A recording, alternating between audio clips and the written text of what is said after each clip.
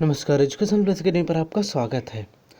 आइए हम लोग आज एक नई सीरीज शुरू करेंगे मैट्रिक परीक्षा 2022 के लिए। जो भी स्टूडेंट 2022 से एग्ज़ाम की तैयारी कर रहे हैं 10th क्लास की, वो हमारे चैनल से जल्द जुड़ जाएं ताकि आपको एक भी क्वेश्चन का आंसर गलत ना हो। तो शुरू करते हैं। पहला चैप्टर प्रकाश का प्रवर्तन तथा अपवर्तन से, और ये बिल्कुल पूर्णतः एनसीईआरटी पे आधारित है, ठीक है।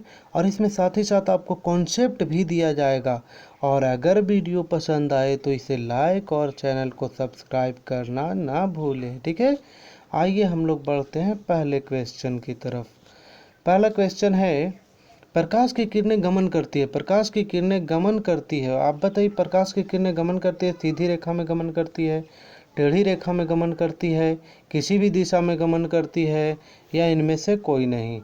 तो इसका उत्तर हो जाएगा प्रकाश की किरणें गमन करती है सीधी रेखा में। किस रेखा में गमन करती है? सीधी रेखा में। तो सीधी रेखा में गमन करती है। जैसे ये मान लेते हैं ये एक कोई अवरोध है, ठीक है।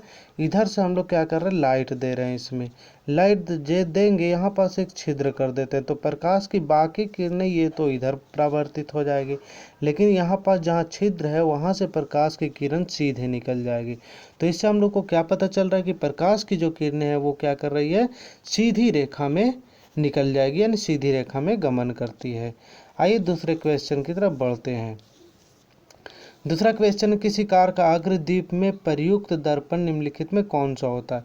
तो अग्रदीप मतलब जो उसका हेड लाइट होता है ना, उसमें जो दर्पण प्रयुक्त होता है वो कौन सा दर्पण होता है? तो उसमें जो दर्पण प्रयुक्त होता है वो होता है अवतल दर्पण। कौन सा दर्पण होता है? अवतल दर्पण। आइए क्वेश्चन नंबर 3 की तरफ बढ़ते हैं। क्वेश्चन नंबर 3 है, निम्नलिखित में से किस माध्यम में प्रकाश की चाल सबसे अधिक होती है? तो प्रकाश की चाल जो सबसे अधिक होगा, है ना, तो सबसे अधिक होगा प्रकाश की चाल कौन से माध्यम में?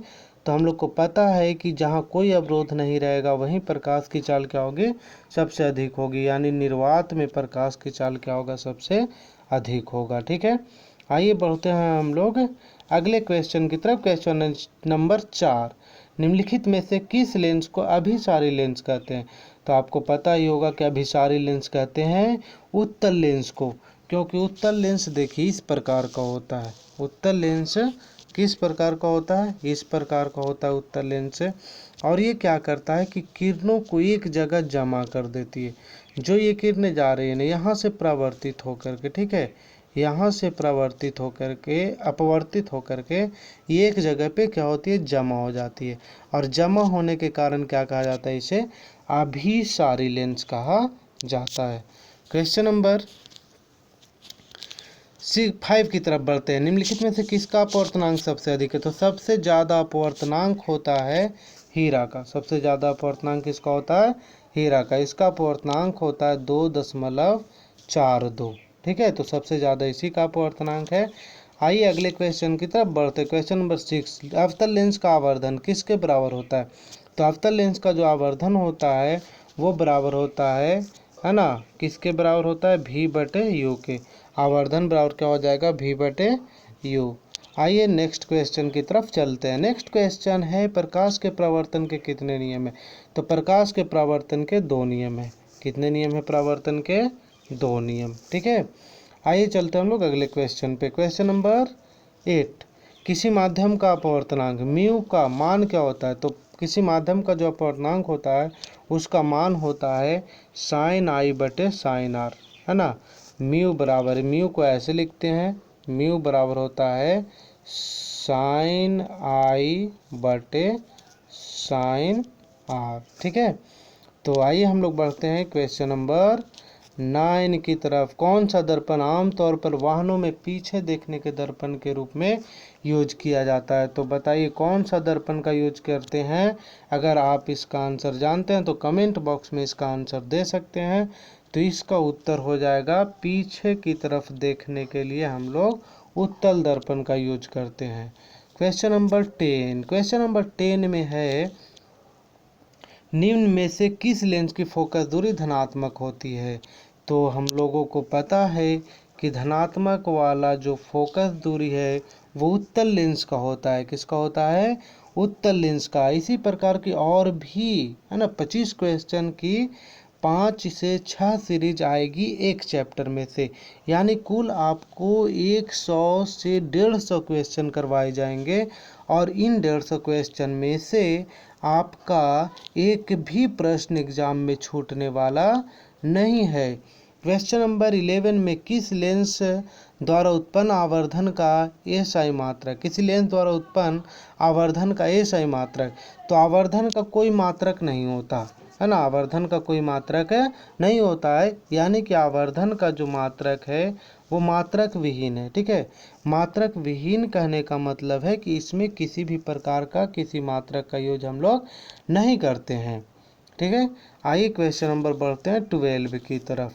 क्वेश्चन नंबर 12 है, निम्न में से किस दर्पण की फोकस दूरी धनात्मक होती है?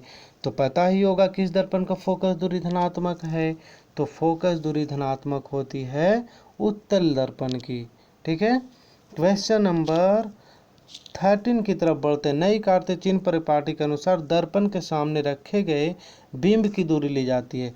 चलिए मान लेते हैं यहाँ पास कोई दर्पण रख दिया है ना, मान लेते हैं यहाँ पास क्या कर दिया है, कोई दर्पण रख दिया, यहाँ पास कोई दर्पण रख दिया। ठीक है, और जब यहाँ पास कोई दर्पण रखा है तो इसके बाईं तरफ यहाँ पास वस्तु रखेंगे और बाईं की तरफ की दूरी क्या ली जाती है, माइनस में, यानी निगेटिव ली जाती है, यानी कि इसका जो ऑप्शन नंबर सी इसका सही उत्तर होगा, है ना। ऑप्शन नंबर सी क्या हो जाएगा इसका सही उत्तर, यानी कि ऋणात्मक दूरी ली जाती है, वस्तु की दूरी क्या ली जाती है, ऋणात्मक। आइए हम लोग क्वेश्चन नंबर 14 पे बढ़ते हैं। क्वेश्चन नंबर 14 है, किसी लेंस की फोकस दूरी हमेशा होती है, उत्तल लेंस की फोकस दूरी क्या होती है, हमेशा धनात्मक होती है, उत्तल लेंस की फोकस दूरी हमेशा क्या होती है, धनात्मक। आइए नेक्स्ट क्वेश्चन पे बढ़ते हैं। क्वेश्चन नंबर है 15, उत्तल दर्पण के सामने एक वस्तु को रखा गया है, इसकी प्रतिबिंब की प्रकृति कैसी होगी? तो उत्तल दर्पण के सामने जब हम लोग वस्तु को रखेंगे तो इसके प्रतिबिंब की जो प्रकृति होगी वो कैसी होगी, वास्तविक होगी। कैसी प्रतिबिंब बनेगा, वास्तविक प्रतिबिंब बनेगा। क्वेश्चन नंबर 16, निर्वात में प्रकाश की चाल, निर्वात के में प्रकाश की चाल, यहाँ पास थोड़ा सा मिस्टेक हुआ है, यानी कि यहाँ जो हम लोग 108 लिखा हुआ है वो 10 के पावर ऐसे 8 करके लिखा हुआ है ना। तो निर्वात में प्रकाश की चाल होता है 3 गुने 10 के पावर 8 मीटर प्रति सेकेंड, यानी ऑप्शन नंबर ए इसका क्या हो जाएगा, सही उत्तर हो जाएगा, है ना। निर्वात में प्रकाश की चाल क्या हो जाएगा, निर्वात में प्रकाश की चाल हो जाएगा 3 गुने 10 के पावर 8 मीटर प्रति सेकेंड। निम्नलिखित में प्रकाश की रंगों में किस रंग का अपवर्तनांक अधिकतम होता है? किस रंग का अपवर्तनांक अधिकतम होगा, तो बैगनी रंग का अपवर्तनांक क्या हो जाएगा, अधिकतम हो जाएगा। किस रंग का अपवर्तनांक अधिकतम है, बैगनी रंग का अपवर्तनांक सबसे अधिक होता है।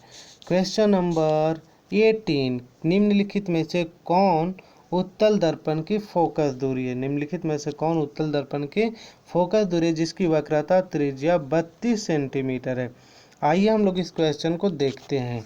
वक्रता त्रिज्या कितना दिया है, 32, वक्रता त्रिज्या कितना दिया है, 32, यानी एफ बराबर, यानी फोकस दूरी निकालना है तो एफ बराबर क्या होता है, r/2, है ना। तो r का मान हो जाएगा इसमें कितना, r का मान होगा 32 और 32 बाई कितना 2, तो 32/2 यानी कि इसका आंसर हो जाएगा 16। तो उत्तल दर्पण की फोकस दूरी हमेशा क्या होती है, धनात्मक होती है। आइए नेक्स्ट क्वेश्चन है, एक उत्तल लेंस की क्षमता 1 डायोप्टर है तो उस लेंस की फोकस दूरी क्या है?